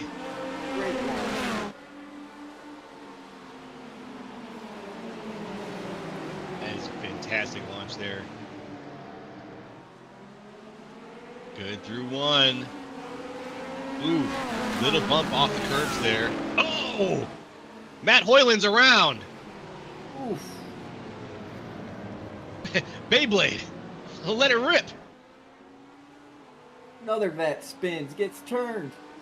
Oh no, Colby Peterson's around. Those cold tires are gonna get you. Oh no! Two more. Oh my Lord. And then 3 more are around.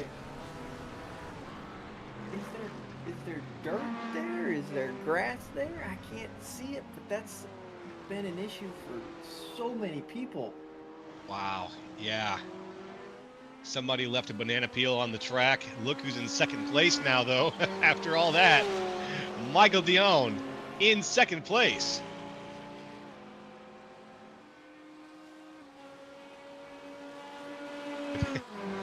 That yellow's not coming out. We are staying green as promised. Let's take a little look back in time at what went down.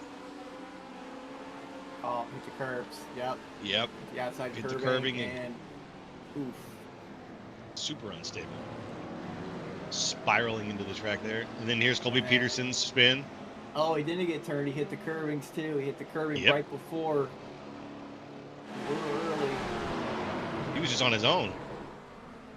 Oh my Lord! The kink. Everyone was just trying to avoid it, so they hit the brakes and they started spinning. They all started spinning. It was a synchronized move.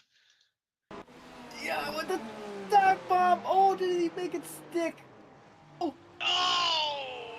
I don't know if that was contact or not. I don't believe so. Michael Dion, first place. He freaked him out. Watch me as we go into one.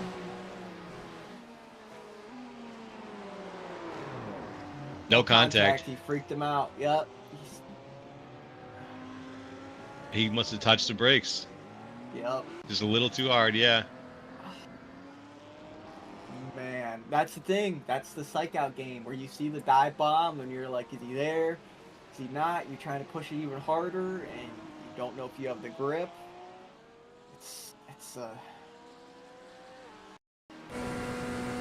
Here's the point of view from Dion here. A lot of He's engine just hanging brake out. second. Yep. Nope. Doesn't touch him. He just freaks him out. Yeah. Psych out. Unfortunate. A lot of engine braking though. That's where that key dive bomb came from. And now in first place, it's Sion's second, Lucas Nilges right now. In third, Michael Zuver.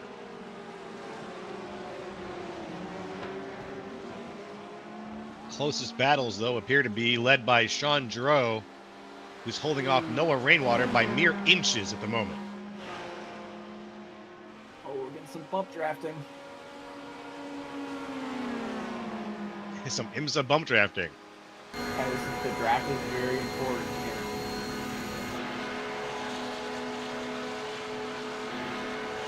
Another one, he's there.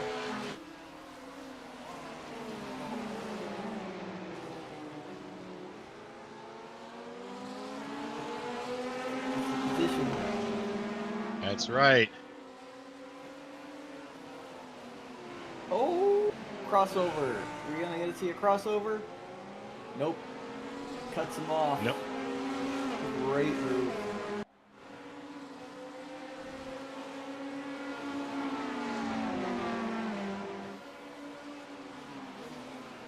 Some good moving here. Noah Rainwater. Ooh. Makes that pass for 6th and then holds on to the spot. And the gap between him and Matt Hoyland is about almost a second and a half. But let's see if there is anything heating up here between Sean Giroux and Travis Stroney.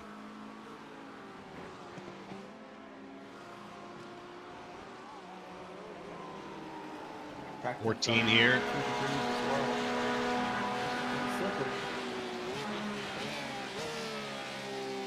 It felt like Stroney was just trying to push the 88 there a little bit hard into the bus stop. But then he let off just with enough time so that he avoided pushing him too far before the braking started. Yeah, I mean, that was an aggressive bus stop by both drivers. I mean, you just got to be cautious that you got to be able to make the exit. Absolutely. And what is... I'm just watching Travis here, trying to figure out what his angle of attack is going to be. He's in that It Porsche. looks like he's pushing the vet to the other Porsche. He's basically... Whew, that's tight. Whoa. Oh, that's tight. Big Yeah. dive. Right here, side by side. He's got the edge. Who's going to lift for the kink? It's going to be the Porsche. Yeah. He goes wide. He could have stayed flat out there through the kink. Well, when you're side by side, though, you really can't. If you're on the outside of the kink, it's so treacherous because there's That's a bump true. there. Yeah. So you have to do a little bit of a lift because if you go full send, you can if you really trust yourself. If you're crazy, yeah, just a little nuts. Yeah, but there's a bump there that really upsets the car.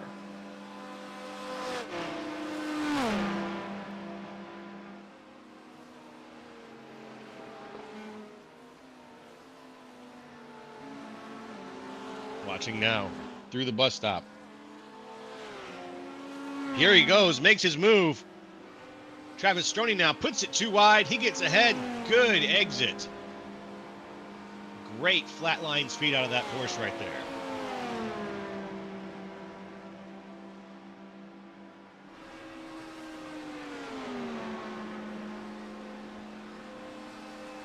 Second place right now, making a pass for second. Michael Zuver is getting absolutely hounded by Lucas Nilges.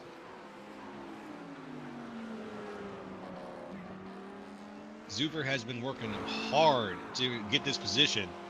Nilges just lost it, though. Oh, we see some chicken tender love. Are they teammates? At the same paint? Yes, they are. Oh, teammates rocking different cars. Okay. Teammates of different cars and racing each other very, very hard. But you know what? In kind of a fun way, too. Well, I mean, here's the thing, right? Your teammates, you know how each other drive. And this is the pass you want to make. Because guess what? I'm better than you. Haha. Right? Like, it's that internal drive, that internal competition.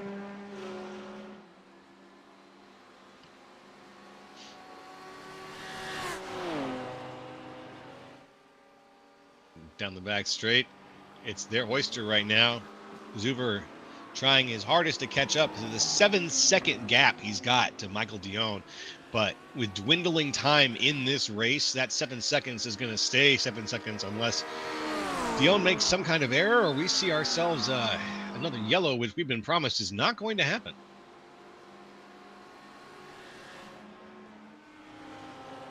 Yeah, I'm kind of curious. The wind seems to be picking up a little bit, which may be why the infield is so treacherous. I think that the cars are just getting hit by that wind in just the right way. Well, it's 3 mile an hour pushing southwest. 5. Now it's 5. Yeah, I mean, it's... It goes from the max I saw was 5. We'll see at the kink. Okay. Kink's 3. It's not major, but it will affect it. You will feel it. Yeah. Because it's pushing on the passenger door through the entire kick.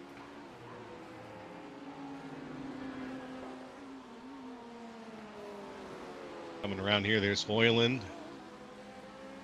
Excuse me, Rainwater. Stroney now, though. Snaps out a little bit. Maybe trying to make a move on Rainwater. Can he do it? First, he's got to catch up. Stay in that bubble. Try to make use of the open road while he can. And this is probably white flag coming up. So you got a lap to do it. I don't know if it's going to happen. Oh, I do. Look at that bus stop attack right there, right on the bumper. Who can get a better exit out? It's like Rainwater. It's tight. It is tight between these two. And the white flag is out.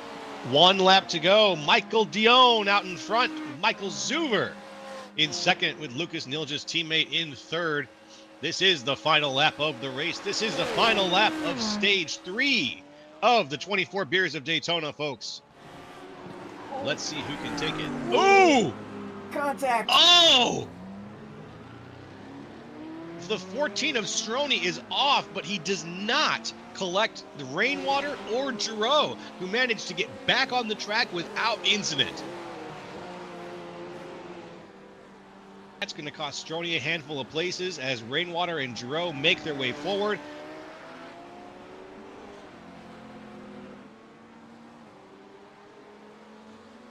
We'll take a look at that a little bit later, but we've got a race to finish here because right now, Michael Dion is out heading towards the Le Mans, and it looks like it's going to be his race.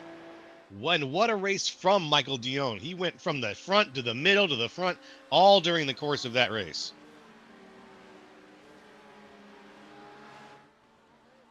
Let's watch him here finish things up, bringing it home, folks. And if you've been joining us from the beginning of all of this, it's great to have you. And if you've enjoyed this race, well, you're about to witness its fantastic conclusion after a rocky second half. All of these guys managing, just about all these guys, though, managing to make it back. We did have 2 DNFs, though, during the course of the race, unfortunately. Here he comes and across the line. It's Michael Dion in first place. Bringing it back to second and third, teammates Michael Zuber and Lucas Niljas with a little destruction derby to wrap things up.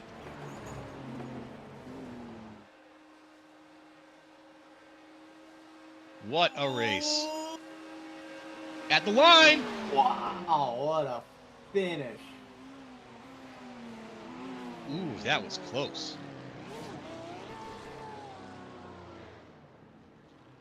That was wild. What a finish. And let's go back and look at things here.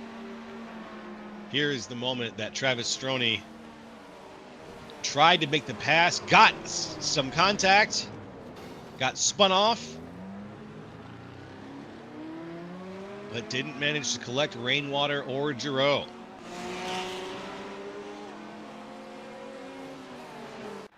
He really wanted that pass, though, on that last lap. Oh, whoo!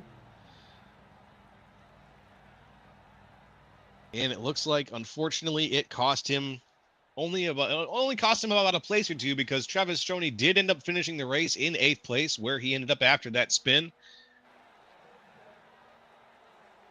And we're going to get those unofficial results up on screen here as soon as we get all the cars across the line, which we are all across the line now. And so in just a moment, we'll be able to break it down. Whew, what a race.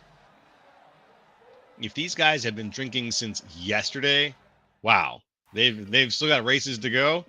It's going to be a long day. Make sure to pace yourselves, boys. First place today, Michael Dion. Second place, Michael Zuver. Third, Lucas Nilges. Fourth, Matt Hoyland. Fifth, Ian Cable. Sixth, Sean Giroux. And seventh, Noah Rainwater. Take it away.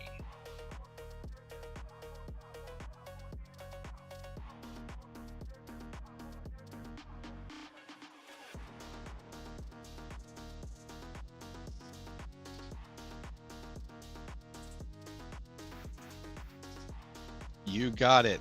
And then at the end, we got Travis Stroney, Colby Peterson, Rob McKee, Blake Hickman, Chris Keenan, and Bo Condon wrapping things up.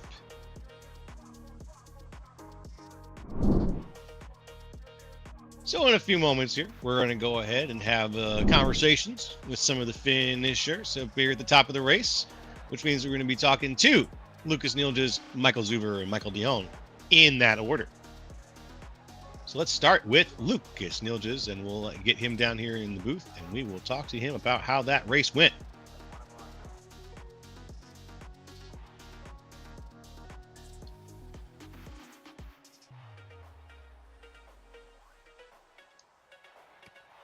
All right, Lucas, can you hear us okay? Yeah, I got you, yes. All right, man. Third place finish. Not bad, my friend. Not bad. And just behind, I believe, your teammate, right, of Michael Zuver? Yeah, drinking partner, whatever they want to call it this year. Drinking partner. Well, I saw the handshake that you guys had after a race well raced at the very end of the race after you crossed the line. So I figured there must be some sort of association there. And you guys are driving very similar looking cars. So it was a wild race. You managed to, again, work your way slowly up through the course of the race and avoid that. You know what I want to do, though, Lucas? I want to talk about the second half of this race, because it was kind of wild. What was your mindset as we were going through all those restarts there? Honestly, pure chaos, and it was more of like, how am I going to avoid everybody? Unfortunately, there's one moment where the leader spun on turn one on the restart, and he just slid back across front of me, so of course couldn't avoid that one, and got a little rear end damage, but got that fixed up. But no, that second half was a complete opposite of what the first half was. Absolute chaos at the end, but at the end of the day, it was all fun. Yeah, that's right. The first half was really smooth. The second half was a little bit different in terms of how things actually played out. But you managed to get through, and yeah, I saw that the moment that that the leader did spin out. I think that was Chris Keenan. It wasn't Keenan at that moment, but yeah, there was whoever was in the lead at that moment did come across the nose of the car there. But I'm glad that you managed to stay in the race and get through. How did you fare? I unfortunately didn't catch stage 2. How did that go for you? Now I'm trying to remember that. I mean, I know I finished second, but I mean, the race itself is a bit chaotic, but at the end of the day, it was a lot of fun. I think we all had a little bit of a blast. I think we got a little too carried away at moments, but at the end of the day, we got it all sorted out and had a little fun with it. Good. I'm glad to hear that you finished second there. Third here, so that's 2 podiums in a row. Easy peasy, not bad at all. Is there anyone you want to shout out to or thank for your performance? Just want to give you guys another shout out for doing the broadcast. Shout out to the 4 or 5 different admins. I don't know how many we have running this little event, but shout out to those guys for taking time out of their days and their lives to put this on for us to just have fun. Shout out to all the guys that are participating in this and having fun, just cutting it up with each other, just having laughs and not being too much of sore losers, having a blast and everything like that. So just Shout out to those guys. Shout out to my boy Zuber for getting himself in the podium here. I gave him a little bit of slack on the switchback when we came out turn 1. He had the rear end dance, and I could have spun him out if I wanted to, but I was like, I'm not going to do that. You had every opportunity, but I'm glad that you held back. It was a very good finish for the two of you to go ahead and take the second and third spots there. So very good job, everybody. That was Lucas Nilges in third place finish for stage 3, and we'll see you later for the LMP2s. All right, man. All right, take care, Lucas. That was Lucas. We're going to move on over to Michael Zuber, and I'm going to pass the mic over to Roger Pierce, and we'll see if we can have a conversation with Michael Zuber. All right. Michael, you got a copy? I do. How we doing today?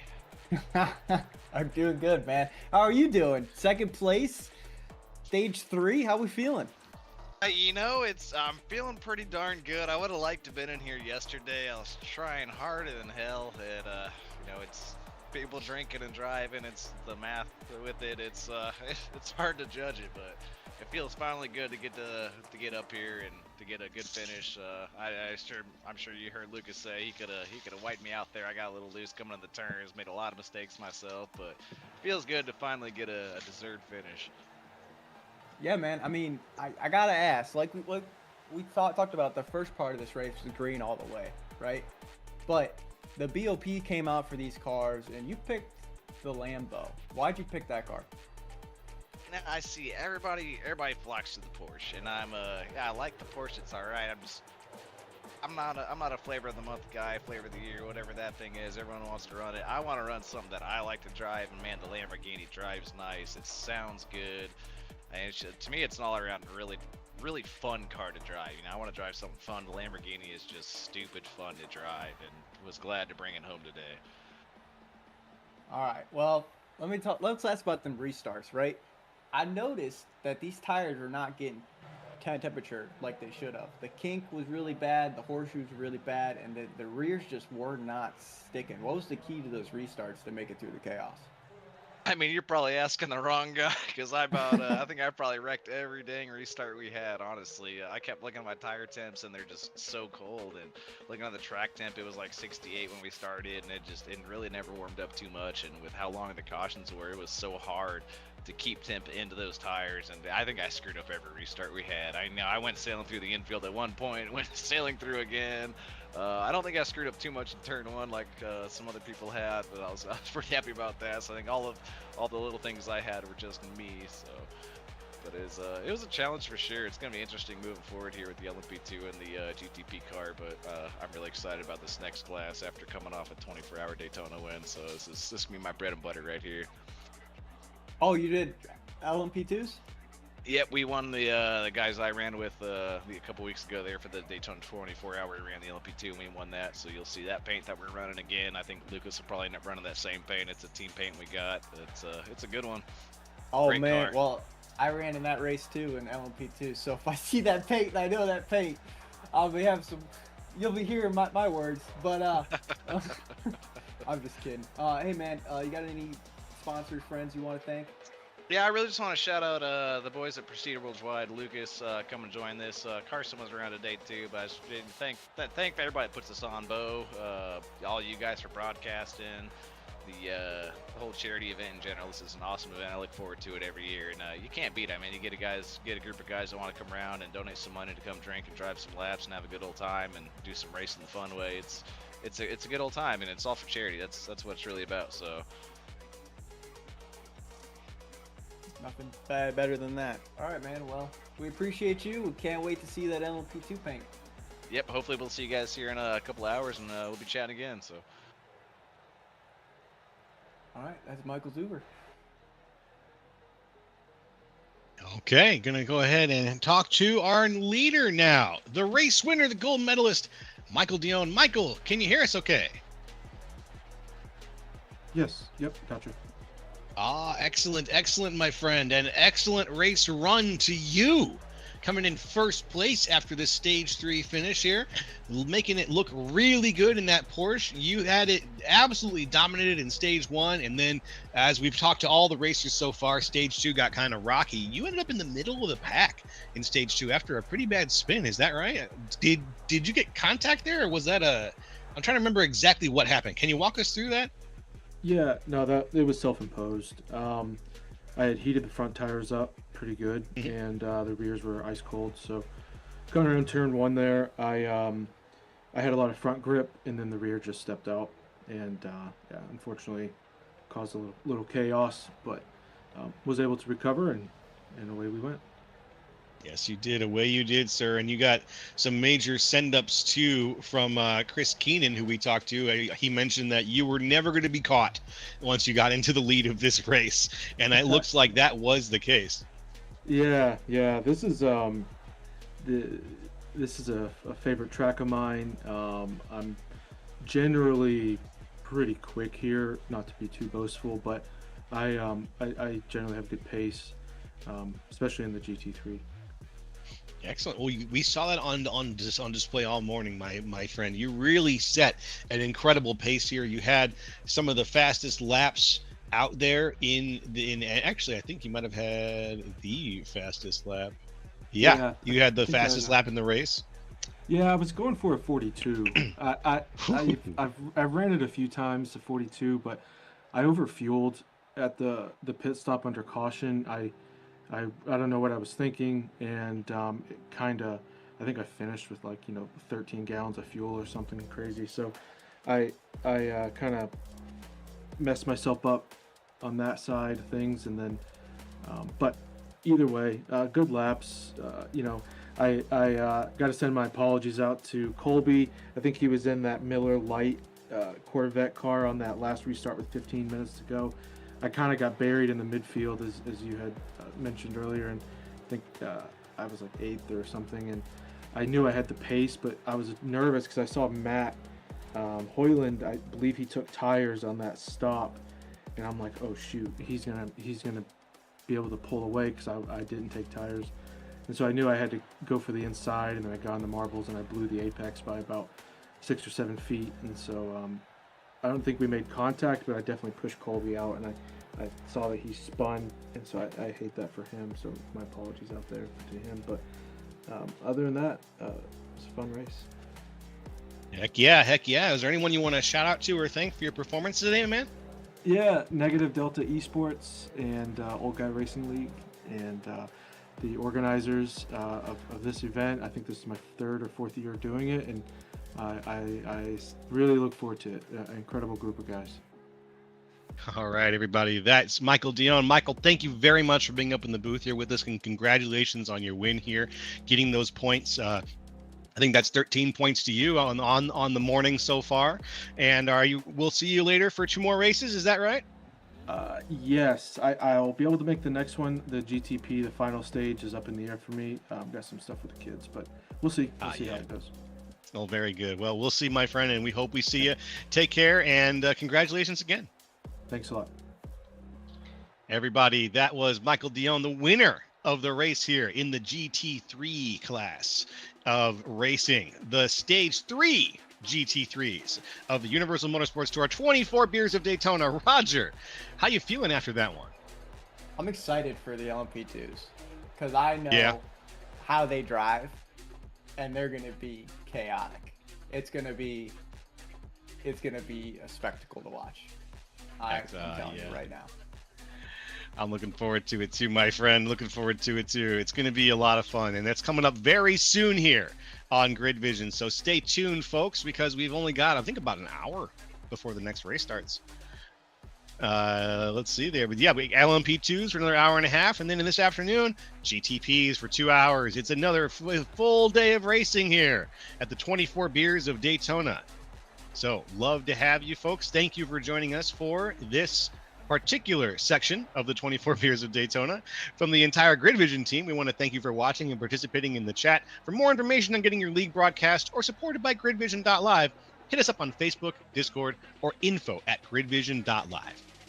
Big thanks goes out to Andrew Cardinal, the fourth of Whiplash Sim Cams, providing beautiful cameras that we use on all of our Grid Vision broadcasts.